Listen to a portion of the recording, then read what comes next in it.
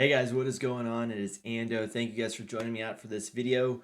We've got to talk about 3v3. Now, I will be the first to admit it's not my most favorite game mode, but I am still able to gain Kyber. So I want to give you guys some tips about this. And so let's go ahead and get right into this video, guys.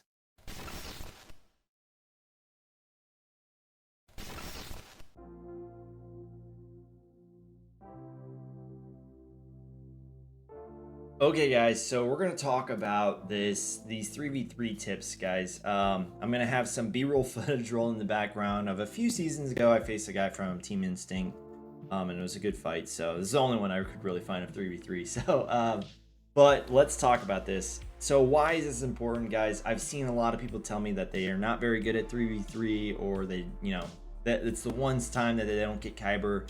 And I just want to say that is... Now that we know that we are going to get 3v3 every other month, like we need to really, focus on this, because that's a lot of crystals, a lot of gear, just a lot of stuff that we're not going to get if we're not going to get Kyber. So I don't consider myself to be like the guru on 3v3.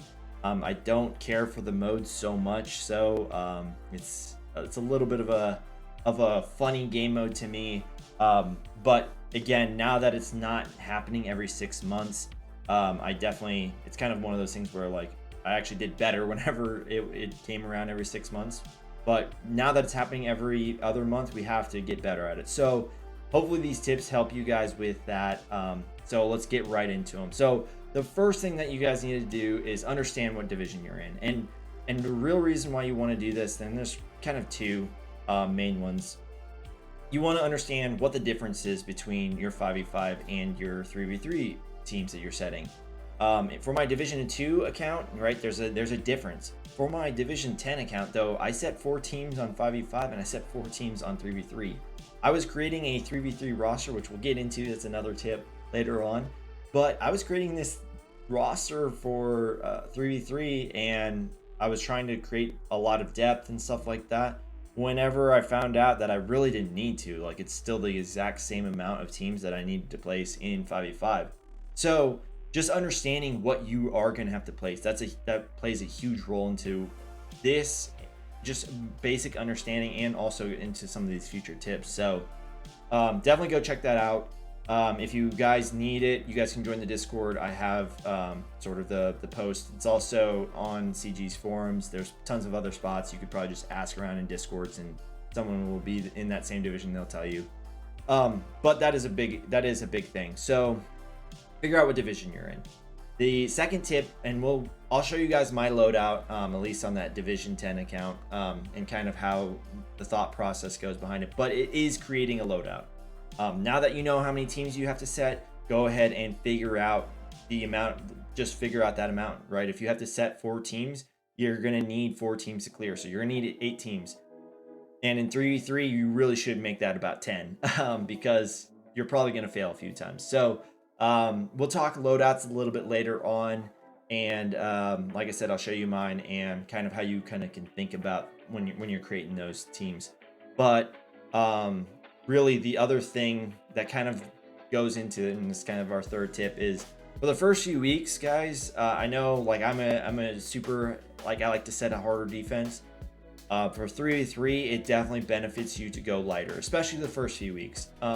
Get a feel out for the process, right? Kind of dip your toes back into it. Once you kind of figure things out again, more videos are made, right? And you've kind of studied up a little bit more.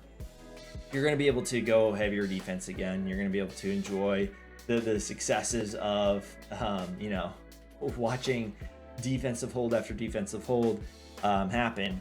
But for the first few weeks, I would definitely say, hey, go a little bit lighter. Don't go so light that, people can just solo all your teams and they create this really hard score for you to match.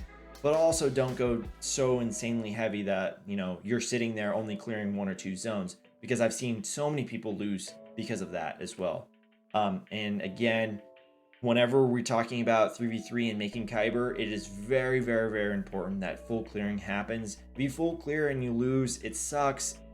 You obviously can't continue that path and get Kyber, but it is way, way worse whenever you don't full clear and you still lose, which is what I've seen a lot happen with that, being the case. Now, I will say there's an exception, and that is when and it's mostly for the lower guys, but it also can apply to the mid game and end game players as well.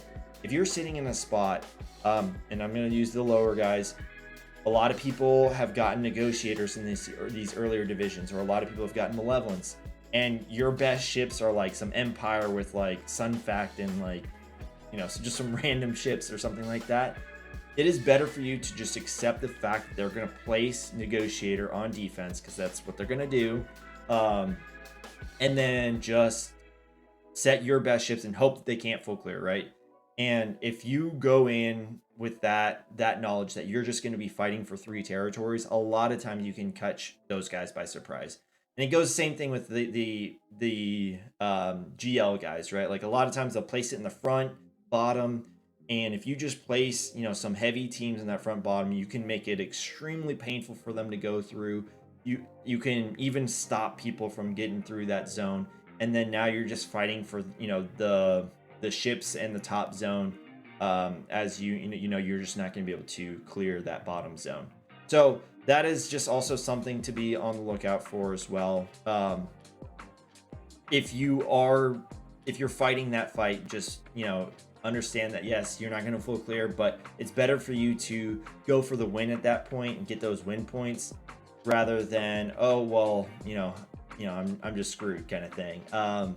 So just go for the win at that point, and hopefully it works out for you. Okay, so the next thing that I really want to talk about is modding. Now, I'm not talking about a remod. If this was a how to go 12-0 series of videos, I would definitely say, hey, you guys need a remod.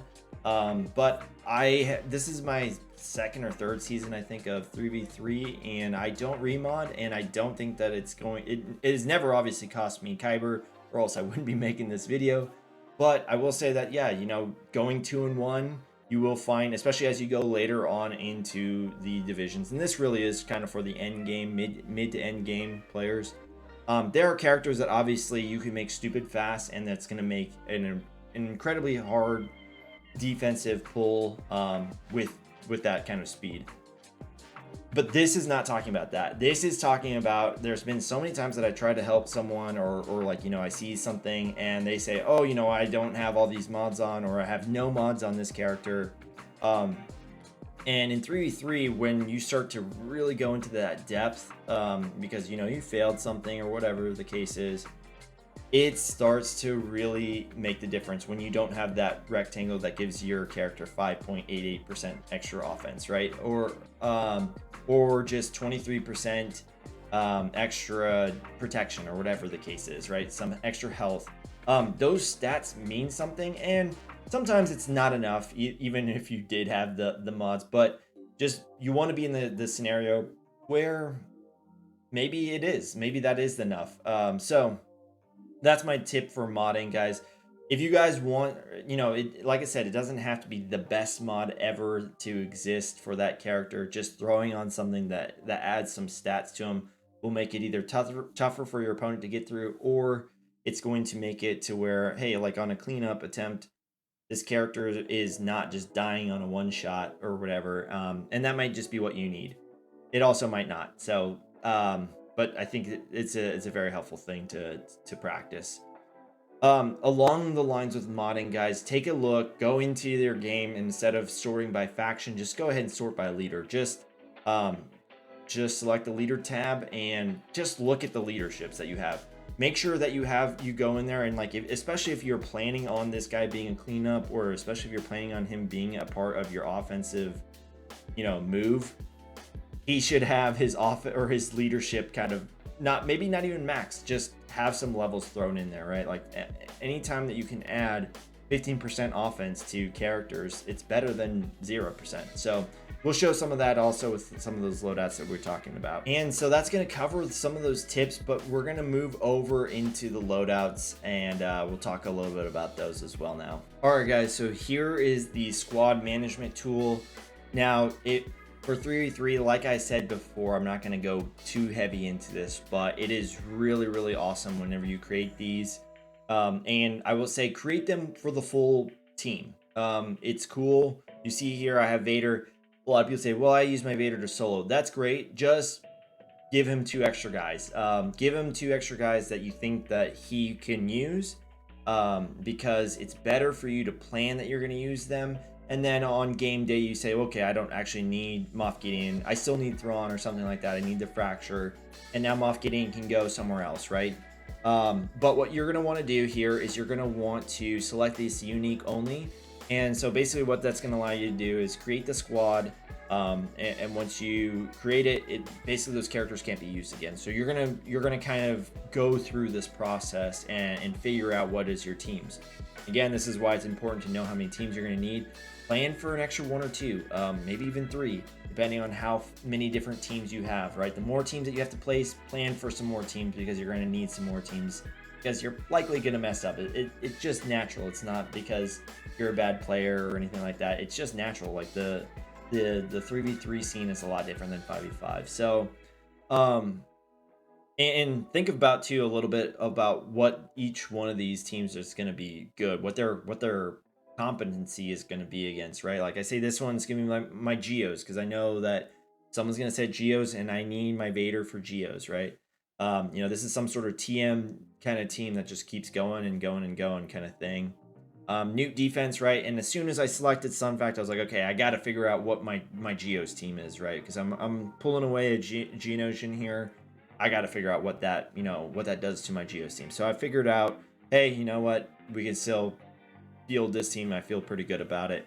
CLS Rebels is one of those spots where, that a lot of people say like you can kind of split it up, or if in case if you come up and you're like, hey, I only need 10 teams. I have 12. I can maybe combine up my CLS team and make it a little bit harder. I make it CLS and Han and Chewbacca. There's a lot of the flexibility, but this is what we were talking about earlier about why leads matter.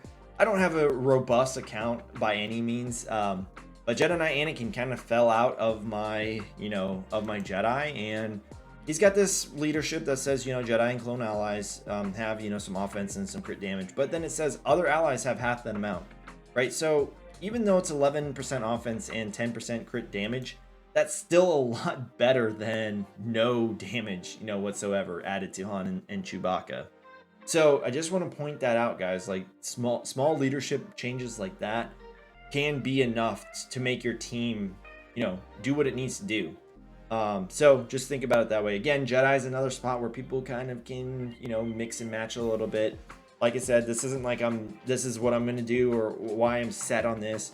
But the way that I thought about it is, Bastila with all of that bonus protection that starts it off, right? It really does help with kind of eating up some of the damage while not reducing your banner count for a little bit. You kind of got some time.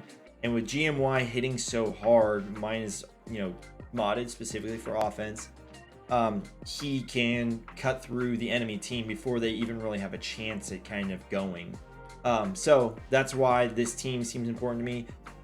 There are times that like, hey, if you have a chance of where you might lose GMY, right? It might be better for you to bring Jolie in this team rather than this team, because you do have a natural savior, a mechanic with Jedi Knight Revan.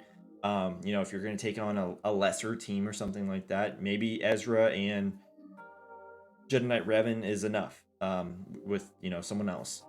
Bounty Hunters is another one where there's a lot of different splits, right? A lot of them have different leads. Django is a separatist, so he can go underneath, and we finally used up our 5th Geonosian. He's got a good lead. Poggle's got a decent lead there. And then Phoenix, because everyone has Phoenix, right? So just creating this just allowed me to I think I have 11 teams here. It now is in my head that I can combine some of these teams, right? Like I don't need 11 teams to get a full clear on most nights. Maybe if I'm severely out rostered or something like that, this is where the depth comes in, and maybe I can combine some few teams and make them a little bit stronger, right? Like Jedi or something like that. But until then, this is just a decent plan. It's in my head now. It showed me that I do have enough leaders. That's important. And yeah, overall, like, I think that's gonna cut it for the video, guys. But I hope these tips helped you guys. I hope, it's at least got the mind, thinking about 3v3. I find that most people that at least think about it and contemplate and plan a little bit for it, they're usually the ones that are finding some pretty decent success. So I hope that for you guys as well. If you guys have any questions, be sure to hit the Discord, join with the link down in the description below, guys. Like I said, we want to see everyone make Kyber there. So we have a ton of different experiences, whether it's mid game, end game, beginning. Everyone's got their opinion, right? And we can at least help, shape that for you guys. So if you guys like the video, make sure you guys hit the like button. And if you guys haven't subscribed yet, it definitely helps the channel when you guys do that. So I would appreciate the subscribe, and we'll see you guys in the next one. And I hope you guys make Kyber.